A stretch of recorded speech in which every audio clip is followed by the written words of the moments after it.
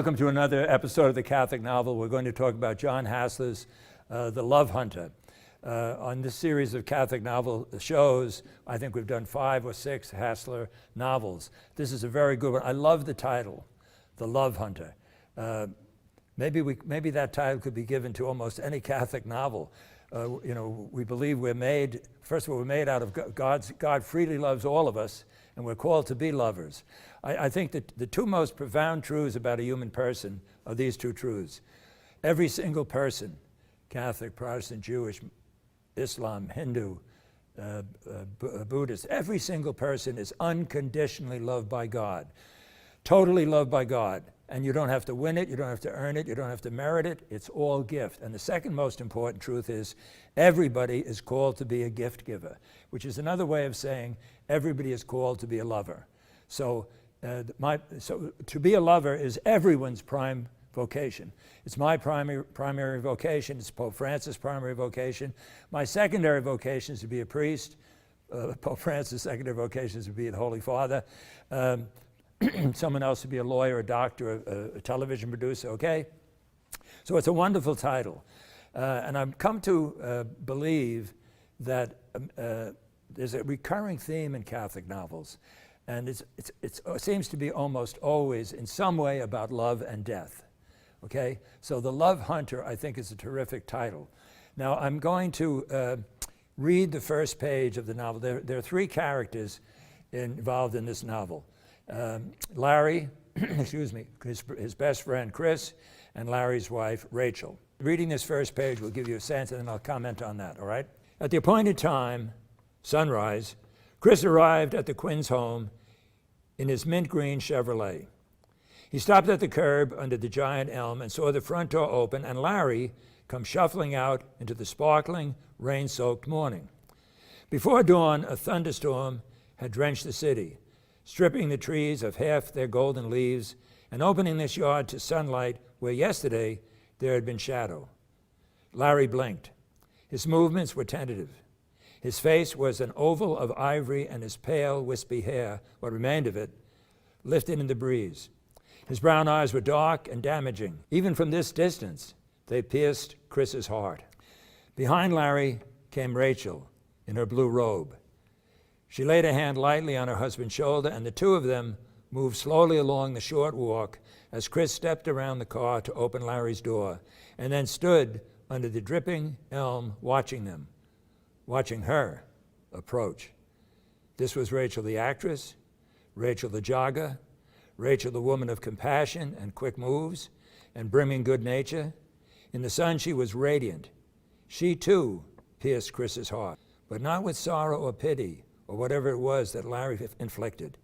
When Chris looked at Rachel, he was shot through with joy and longing.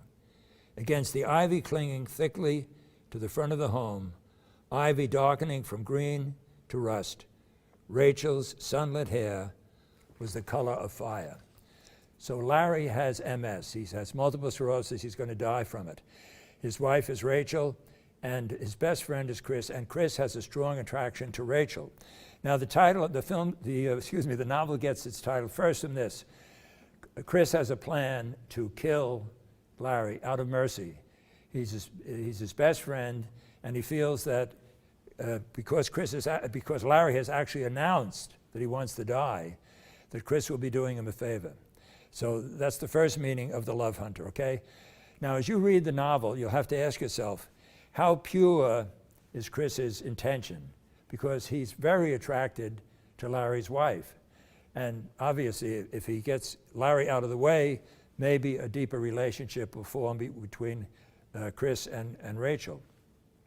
If you read the book, you will be the beneficiary of Hassler's insights into friendship, into suffering, into death, into love, okay? I'm not going to tell you how the novel, winds up or where it's going, but it will hold you throughout. What I want to do here is put The Love Hunter in a context with all the Catholic novels that we've done, and I think we've done 50 of them. Early on in this series, I told an anecdote about a nun who told me years ago, like 30, 40 years ago, that she got more out of Catholic novels than she did out of the famous spiritual books. And I said on the show, first I was a little surprised, and then I thought, I can understand that.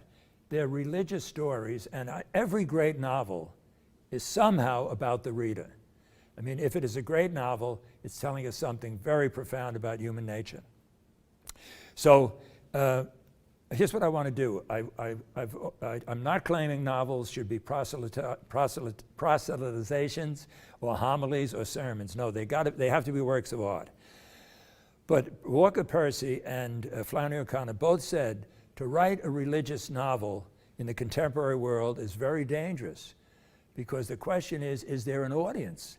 Will the audience be able to grasp it? And even critics have misunderstood some Catholic novels.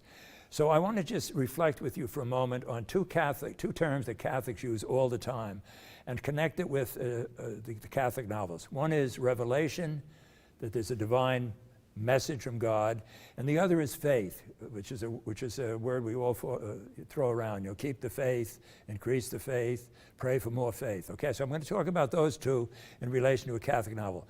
So what is revelation? It's some kind of a message, okay? For most of my life, I thought of it as a catechism that God had sent down from heaven with not all the answers to all our problems. As I got a little more sophisticated, I thought of it as a theology textbook in which God gave us all the answers.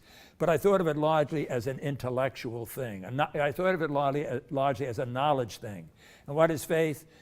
Faith is some gift from God that enables us to read the catechism and to understand, to some extent, the mysteries of life, or to read the theology textbook. Once again, largely a knowledge thing, okay? I don't think so. I think there's a much deeper, richer meaning to both of those. Here's what I would suggest revelation is. Revelation is an invitation from God to every single human person to enter into God's unfathomable life of love. The God who holds the universe in existence wants an intimate love relationship with Robert Lauder, or with John Jones, or with Mary Smith. That is awesome. That is really awesome, okay? Now, how does this invitation come to us? It can be mediated through films, it can be mediated through novels, it can be mediated through history, it can be mediated through other persons. I think it's very much mediated through marriage spouses. I think it's very much mediated through parents and teachers, but ultimately through Jesus Christ, okay? And everyone is invited, okay? Now, if that's what revelation is, what is faith? I think earlier, a few minutes, I referred to faith as a kind of a light, certainly kind of a knowledge thing, enabled to accept God's revelation. No, it's much greater than that. Faith is our saying yes to this invitation, okay? We're saying yes to God's invitation to enter into a love relationship with Father, Son, and Holy Spirit. When does the revelation take place? All the time. It's not just at Sunday Mass. It's not just when you're saying morning and night prayers. Well, let me be very blunt. If revelation is not happening during this television show, we are all wasting our time. So revelation is a constant. The invitation is never withdrawn. It's there all the time, okay? When can we say yes? Well, obviously, Catholics can say yes at a Eucharist. Obviously, we can say yes at morning and evening prayers and so on, okay? But we can say yes at any time. We can say yes while watching television. We can say yes while reading a newspaper. Now, how does this relate to the Catholic novel? Piers Paul Reed and Alice McDermott have made statements that indicate in their own writing their faith is primary. Alice made a statement which I thought it was extreme until I read her books. She said there's not one word that she writes that is not affected by her Catholic faith. And Piers Paul Reed said something like, the Catholic storyteller has to allow his or her faith to color everything. It's not preaching, not homilies, not proselytizing, no. Right in the story. Flannery O'Connor makes a big point of that. Whatever the message is, it's got to be in the story, okay? So, is this possible? Well, let me give you an example I used at St. John's. Let's say there's a student in a theology class who gets the medal at graduation. You got 4.0 in theology, etc. And I say to the student, well, did you find it inspiring? And the student tells me, well, actually, I don't believe any of it. I'm an atheist, but I love taking tests, okay? That person has not done any theology. He studied about theology. Now, what I'm saying is it possible that Catholic faith enlightens, or Christian faith enlightens a reader who is tackling a Catholic novel? Why not? Now, of course, I can't answer. I mean, we have to. Only God can answer. But why not? If our faith and our Catholic life affects everything, why can't it affect our reading? So I could picture a critic who is not a believer who can criticize the book, criticize a Catholic novel in terms of style and so on, and even understand it. But if the critic does not believe, okay, in God or in the Christ, that critic's experience could be totally different from someone who does believe in God and does believe in Christ. So that's what I'm wondering. And I can't answer this question. Only God can answer. But what I'm saying is, it seems to me the reader's faith can help to make the reading of the Catholic novel a richer, more wonderful, more inspiring experience. I think of the first time I read The End of the Affair or Graham Greene's The Power and the Glory, I had the feeling God was leaping off the page at me. Okay? So if I didn't think the Catholic novel was important, if I'm right about revelation and faith, it's tremendously important, tremendously important. Okay, so try the Love Hunter and think about this question. See if you agree with me that faith is a plus if you're going to read Catholic novels. Enjoy the Love Hunter.